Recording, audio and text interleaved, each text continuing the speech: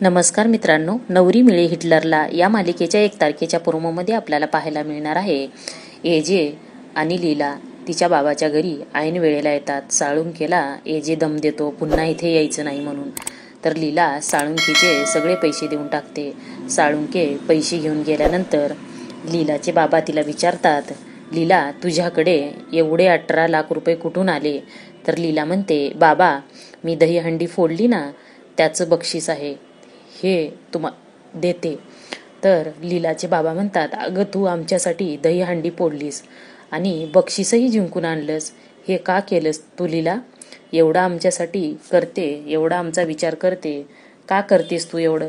तर लीला म्हणते, मला जेव्हा कळलं की मावशी आईकडून पैसे हरवले त्यावेळेस मी विचार केला, एजेकडून पैसे घेणं योग्य वाटलं नाही आणि म्हणून मी हे सगळं केलं. तेव्हा एजे लीलाकडे येतो आणि म्हणतो, लीला तू एवढ्या वर चढलीस, तुला काही वाटत नाही का गं? तू पडली असतीस तर लागलं असतं तर काय झालं असतं?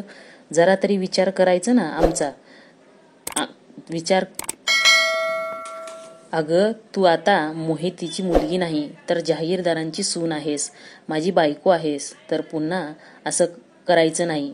हा लीला, स्वतःच्या जीवाची काळजी घ्यायची. चल आता आपल्या घरी. एजे लीलाचा हात धरतो आणि घेऊन चाललेला असतो. लीलाला खूप छान वाटतं एजेनी आपल्याला बायकोचा मान दिला म्हणून आणि तिला खूप आनंद होतो. असेच अपडेट बघण्यासाठी आमच्या चॅनलला सबस्क्राईब करा. धन्यवाद.